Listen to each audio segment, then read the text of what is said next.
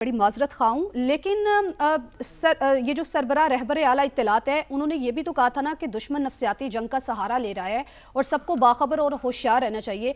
क्या इसको इसके साथ भी जोड़ा जा सकता है कि इसराइल की जानिब से या डोनाल्ड ट्रंप की जानिब से इस तरह के कोई जो दावे किए जा रहे हैं, खबरें फैलाई जा रही हैं, वो भी एक नफसियाती जंग का सहारा लिया जा रहा है और उसी के साथ हम जोड़ सकते हैं? देखिए, इस वक्त बहुत सारी कॉन्स्पिरेसी थेरीज इस वक्त जगह जगह एक मशरूम ग्रोथ की शक्ल में निकल रही हैं, और तब तक हम कुछ नहीं कह सकते जब तक कि ईरानी वजारत खारजा से या रहबर इत्तलात से कोई बयान सामने नहीं आता। और उसमें मेरे अपने मोहतात अंदाजे के मुताबिक सुबह हो जाएगी या फिर शायद सहरी के आसपास कोई स्टेटमेंट आ जाएगी। अल्लाह करे खैर की खबर हो, लेकिन आमीन। अगर खैर होती और वो शहीद हो गए हुए तो यकीन करें फिर ये एक ना संभलने वाला तूफान होगा, क्योंकि ईरान में सुप्रीम लीडर की हैसियत पूरी दुनिया जानती है। और एक का एक उनकी गद्दी है, वो तो एक 3 मेंबर कमेटी संभाल लेगी उसको, जिसको मजलिस खबरगान नुमाइंदा जो है उसमें 3 नुमाइंदे होते हैं। फौरी तौर पर उनकी वफात या तबई या गैर तबई मौत की शक्ल में ईरान का जो कॉन्स्टिट्यूशन है उसकी आर्टिकल 111 ये कहता है कि फौरी तौर पर उसको रिप्लेस किया जाए उनकी नशिस्त को 3 रुकनी कमेटी से। और फिलहाल तो खैर वो होगा, लेकिन अगर वहां पे अनारकी फूट पड़ती है कनीज, तो हमें बहुत बुरे हालात का भी सामना करना पड़ सकता है। और उसमें प्रेसिडेंट डोनाल्ड ट्रंप ने बल्कि खास तौर से ये कह दिया है कि ये ईरानी अवाम के हाथ में एक बेहतर मौका है कि वो अपने हुकूक को हासिल करें, something like that. I didn't get to the context exactly, statement मैंने भी पढ़ा नहीं है। उन्होंने गालिबन ये इशारा किया है ईरानी अवाम को, और वो इस तनाजुर में था कि जो पिछले दिनों वहां पे बहुत वर्स्ट मुजाहिरे हुए थे और उसके बाद वहां पर बहुत सारे लोगों को उसमें सजाए मौत भी दी गई जो ईरानी उसमें मुलविस पाए गए थे उस फंडिंग को हासिल करने में। तो इस वक्त एक एक फोर्क पोजीशन है, और फोर्क पोजीशन में 4 सूरत हाल है आपके सामने। One it's going to be anarchy within Iran, क्योंकि वो जो मुजाहिरों वाले लोग थे शायद वो रियलाइव हो जाए, वो स्लीपर सेल्स दोबारा से जाग जाएं और वो मुजाहिरे दोबारा शुरू हो सड़कों पर और इनकलाब को वापसी का रास्ता दिखाया जाए। दूसरी सूरत हाल ये हो सकती है कि अगर मजलिस खबरगान फौरी तौर पर एक्शन लेते हुए मुल्क का नज्म नस्क संभाल लेती है, जिसमें एक सदर ईरान होंगे, एक उनकी अदलिया के सरबराह होंगे और तीसरे उनकी जो मजलिस निगरान है जो कि बहुत कड़ी ऑर्गेनाइजेशन समझी जाती है ईरान में, एक उनके नुमाइंदे होंगे। ये आलिम दीन पर मुश्तमिल ये मजलिस खबरगान है 28 से 88 नुमाइंदगान की, जो तमाम के तमाम सीनियर उलमा है ईरान के। अगर नज्म ज़ब्त फौरन संभाल लिया फिर शायद सूरत हाल कंट्रोल में हो, और दूसरी जानिब सऊदीज भी कोशिश कर रहे हैं तो सूरत हाल कंट्रोल हो सकती है। लेकिन कंट्रोल हो तीसरी सकती सूरत है हाल सुमेरा, हम ये उम्मीद भी करते हैं कि कंट्रोल हो जाए, जितनी जल्दी कंट्रोल हो जाएगी खित्ते के लिए उतना ही ये बेस्ट है। हमारे जो जिन नाजरीन ने हमें अभी ज्वाइन किया सुमेरा, हमारे देखने वालों को ज़रा ये बताइए कि क्या ईरान का सियासी और अस्करी निज़ाम जो है वो लीडर सेंट्रिक है या फिर इंस्टीट्यूशन सेंट्रिक, यानी क्या सुप्रीम लीडर की गैर मौजूदगी से रियासती तसलसल यानी कि स्टेट कॉन्टीन्यूटी जो है वो मुतासर होगा? देखिए, वो मैं इसीलिए मैंने आपसे कहा था कि अगर तो फौरी तौर पे नज्म नस्क संभाल लिया जाता है मजलिस खबरगान की जानिब से, एक उनका उनका अपना कानून, उनका कॉन्स्टिट्यूशन ये कहता है कि आर्टिकल 111 के तहत फौरी तौर पर अगर ईरानी supreme leader has passed away और ही हैज बीन एलिमिनेटेड और ही हैज एम्ब्रेस्ड मार्टरडम। ईरानी मंदूब सईद इरवानी का सलामती कौंसिल के इजलास से खिताब, और उन्होंने कहा कि सऊदी अरब, पाकिस्तान, रूस और चीन की मजम्मत को हम सराहते हैं। अमरीकी और इसराइली हमलों में बेगुनाह शहरी शहीद हुए हैं। ईरान पर हमले जंगी जराइम के ज़ुमरे में आते हैं। अमरीका और इसराइल ने हमारे मुल्क पर बिला इश्तियाल हमला किया। ईरान पर हमला अक़वाम मुत्तहिदा के चार्टर की खुली खिलाफ वर्जी है, संगीन खिलाफ वर्जी है। ईरान की सलामती और ख़ुद मुख्तारी पर हमला किया गया। अमरीकी और इसराइली हमलों को ऐलान जंग तसव्वुर करते हैं। मनाब शहर में हमलों में 100 से ज़ायद बच्चे मारे गए हैं। तो मनाब में हमला किया गया था इसराइल की जानिब से, जहां एक स्कूल को निशाना बनाया गया था और उसमें 100 से ज़ायद बच्चे मारे गए हैं। ईरानी मंदूब ने सलामती कौंसिल के इजलास से खिताब में ये भी कहा है कि हमें आलमी क़वानीन के तहत दिफा का हक़ हासिल है। बेगुनाह अफराद के कत्ल के ज़िम्मेदार इसराइल और अमरीका हैं। किसी के दबाव में मुज़ाकरात नहीं करेंगे। ईरान ने हमेशा सिफारतकारी का रास्ता अपनाया है। ईरानी मंदूब की जानिब से ये कहा गया है। सुमेरा, यकीनन ये गुफ्तगू आपने भी मुलाहिजा की है और अब ईरानी मंदूब जो है उन्होंने भी कह दिया कि सऊदी अरब, पाकिस्तान, रूस और चीन की मजम्मत को सराहते हैं।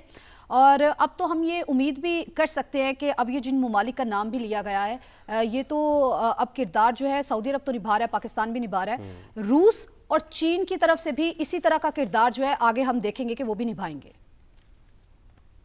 बिल्कुल कोशिश तो वो करेंगे कनीज, लेकिन मसला ये है कि रूस और चीन का अमेरिका के साथ उस तरह कॉर्डियल रिलेशन नहीं है कि जिसको हम कह सके कि उनके उनके कहे का कुछ इतना असर पड़ेगा। हाँ, अलबत्ता चीन को अगर हम देखें तो इजराइल के साथ उनके ताल्लुकात ऐसे हैं कि जिसको वो यूज कर सकते हैं और किसी हद तक रूस के भी हैं। लेकिन बात फिर वही है कि यहाँ इस वक्त दो ममालिक साथ हैं, अमेरिका और इजराइल। अगर उसमें से कोई एक भी सुन लेता है, खास तौर पे मैं इजराइल की बात करूंगी, अमेरिका इस वक्त उसमें एक सेकंड पार्टी जिसको हम कंसिडर कर सकते हैं वो होगा। मेन पार्टी जो है वो इजराइल है। इजराइल को कैसे कन्विंस करना है ये अब जब तक डिटेल नहीं आती मोहम्मद बिन सलमान और डोनाल्ड ट्रंप की मुलाकात की या बातचीत की, तब तक जरा कहना मुश्किल होगा। मगर हम अपना अंदाजा अभी सिर्फ इस हद तक लगा सकते हैं कि सऊदी अरब ने अपना पूरा जो उसके अंदर अपना किरदार है या अपना इन्फ्लुएंस या अपना लेवरेज है वो जरूर इस्तेमाल किया होगा। पाकिस्तान की जहां तक बात है, मुझे पूरी उम्मीद है कि अगर पाकिस्तान की जानिब से चीफ ऑफ डिफेंस फोर्सेस बराह रास्त राब्ता कायम कर लेते हैं प्रेसिडेंट ट्रंप के साथ, तो उससे भी बहुत हद तक फर्क पड़ सकता है। बस इसका देखना सिर्फ ये है कि अभी क्योंकि बहुत सारे राब्ते पर्दे के पीछे हो रहे हैं, बहुत सारे राब्तों की इतलात बाहर तक नहीं आ रही, तो देखना यह है कि इसमें बाकी जिन ममालिक का आपने नाम लिया उनकी निस्बत मैं अभी भी अपनी बात पर सेकंड करूंगी कि पाकिस्तान और सऊदी अरब इस वक्त इन दो ममालिक की बात सुनी जाएगी अगर राब्ते जल्दी बहाल हो जाते हैं। जी, अच्छा सुमेरा, थोड़ा सा मैं चाहूँगा कि ज़रा आप इस चीज़ के ऊपर भी रोशनी डालें। एक तो आप बड़ी आपने दुरुस्त बात की कि रूस और चाइना के कॉर्डियल ताल्लुकात नहीं हैं अमेरिका के साथ, लेकिन दबाव तो वो अपनी मुख्तलिफ़ तरीक़ों से अमेरिका के ऊपर डाल सकते हैं। ख़ास तौर पर हम ये देख रहे हैं कि रूस और चाइना के जो बराह रास्त ताल्लुकात हैं ईरान के साथ वो बहुत ज़्यादा बेहतर हैं, लेकिन रूस का सबसे बड़ा मसला ये है कि वो यूक्रेन के साथ जंग में इंगेज है। लेकिन जो सबसे ज़्यादा नुकसान इस कशीदगी का हो सकता है, ख़ास तौर पर BRI प्रोजेक्ट्स के हवाले से भी मैं बात कर रहा हूँ, CPEC के हवाले से भी बात कर रहा हूँ, ये रूट अगर मुतासर होता है तो फिर इसका चाइना को सबसे ज़्यादा नुकसान हो सकता है। तो चाइना की कोशिश यही होगी कि किसी तरीके से ये कशीदगी कम हो सके।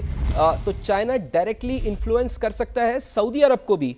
आप समझती हैं कि जो अभी बहुत बड़ा राब्ता हुआ है MBS का डोनाल्ड ट्रंप के साथ, तो उसके पीछे अगर चाइना इन्फ्लुएंस करे सऊदी अरब को, तो उस सूरत में भी सऊदी अरब बराह रास्त बात अमेरिका से करता है, तो चाइना की तो कोशिश यही होगी कि किसी तरीके से इस कशीदगी को कम किया जाए। अगर बराह रास्त अमेरिका से वो बात नहीं कर रहा, लेकिन वाया सऊदी अरब वो अपना पैगाम पहुंचा सकता है। जी बिल्कुल ऐसा ही है, इसीलिए मैंने कहा कि इस वक्त उसी मुल्क को नजर में रखा जाएगा और हमारी जो एक फाइनल अग्रीमेंट होती है वो भी इसीलिए सऊदी अरब पर होती है कि एक तरफ वो चीन का भी बहुत अच्छा दोस्त है, चीन के साथ उनके ताल्लुकात बहुत अच्छे हैं, बहुत मजबूत हैं, बहुत खुशगवार हैं। दूसरी जानिब चीन के ताल्लुकात ईरान के साथ बहुत अच्छे हैं। और अगर अभी सऊदीया की और आप ईरान के हालात देखें तो उसमें कोई माजी की तलखी कुछ नहीं है। अब वो सब कुछ भुला कर वो फेज वहीं कहीं माजी में दफना कर वो बहुत आगे बढ़ चुके हैं। और रूस का जहां तक अगर उसकी बात करें, रूस के ईरान से बहुत अच्छे ताल्लुकात हैं, रूस के चीन से बहुत अच्छे ताल्लुकात हैं। और एक और मुल्क अगर आप दबाव की बात करें तो नॉर्थ कोरिया और साउथ कोरिया में से मेरा बल्कि फवाद आपसे सवाल होगा, आप कंसिडर करें कोरिया को भी कि वो भी एक अभी वहां पर भी जिस किस्म की हुकूमत है वो तो चाहते हैं कि हमेशा जंगी माहौल में उनको इनवाइट किया जाए।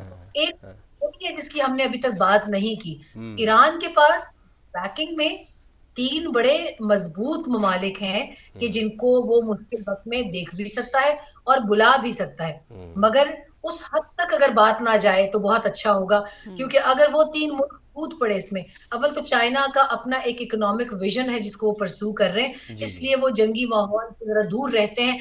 और چین کے علاوہ 2 ممالک کورییا اور پھر روس رہ جاتے ہیں. روس آئی نو کہ اس وقت انکمبنٹلی وہ یوکرین کے مسائل سے دو چار ہے اور شاید وہ پسند نہ کرے کسی اور جنگ میں کودنا، مگر جس کو ہم کہتے ہیں نا آپٹیکل میجرز یا جس کو ہم کہتے ہیں کاسمیٹک میجرز، وہ بھی بہت مضبوط ہو سکتے ہیں اگر یہ تینوں ممالک ایران کی بیکنگ میں صرف ایک بیان ہی دے دیں کہ اگر ضرورت پڑی تو ہم ملیٹریلی ایران کو سپورٹ کریں. اچھا سمیرا، چونکہ ہم بات کر رہے ہیں کون کون سے ممالک جو ہیں وہ کیا کیا رول پلے کر سکتے ہیں، میں چاہوں گی کہ ذرا ترکی کی پوزیشن بھی یہاں پر واضح کیجیے.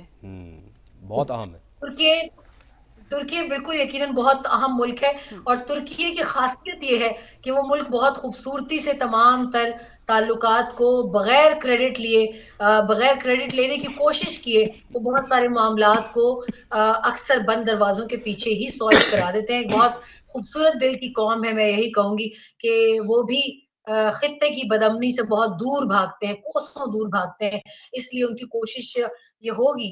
میں یہ بھی کہہ سکتی ہوں کہ اس وقت ترکی کے وزیر خارجہ جو ہیں حقان فیدان، وہ بھی اس وقت سب ممالک کے ساتھ رابطے میں ہوں گے، اور دیکھنا صرف یہ ہے کہ سعودی عرب کے ساتھ جو اپنے وہ تعلقات ہیں ان کو وہ کس طریقے سے استعمال کرتے ہیں، کیونکہ اس وقت اگر ٹرمپ صاحب کو ڈیل کرنے کے لیے کوئی ٹرمپ کارڈ ہے تو وہ سعودی عرب ہے. ہم سارے ممالک کے تعلقات کا جائزہ لے لیں تو اس میں سعودی عرب ایک ایسا ملک ہے کہ جو بہت تاریخی کردار ادا کر سکتا ہے، اور اللہ کرے کہ کراؤن پرنس کی یہ میڈیشن جو ہے جس طریقے سے ہم بات کر رہے ہیں، اللہ کرے وہ اسی طرح کامیابی سے ہمکنار ہو. اور جن خطرات کی ہم بات کر رہے تھے کہ اگر ایران میں دوبارہ سے مظاہرے پھوٹ پڑتے ہیں اور خدا نخواستہ اگر سپریم لیڈر کی شہادت کی خبر صحیح ثابت ہوتی ہے تو اس میں انارکی پھیلے گی within Iran, civil war کا بھی خطرہ ہو سکتا ہے.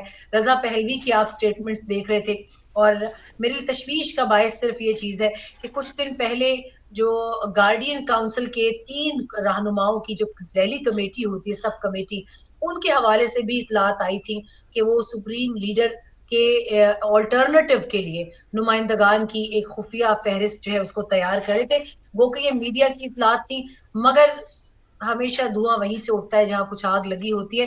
تو یہ بھی ہو سکتا ہے کہ ایران، کیونکہ ان کا سسٹم ایسا ہے کہ وہ ہمیشہ اپنے آپ کے لیے ایک لائحہ عمل تیار رکھتے ہیں کہ what if we lose our supreme leader then we have to go to choose another one without wasting a time، تاکہ ملک میں جو نظم و نسق ہے یا استحکام جو ہے اس کو اتنا سا بھی روم نہ ملے کہ وہاں پر کسی قسم کا کوئی تختہ پلٹنے کا یا کسی قسم کے ٹاپل کرنے کا کوئی خیال بھی پیدا ہو سکے. اچھا سمیرا، بڑی درست آپ نے بات کی، بڑا درست آپ کا تجزیہ ہے.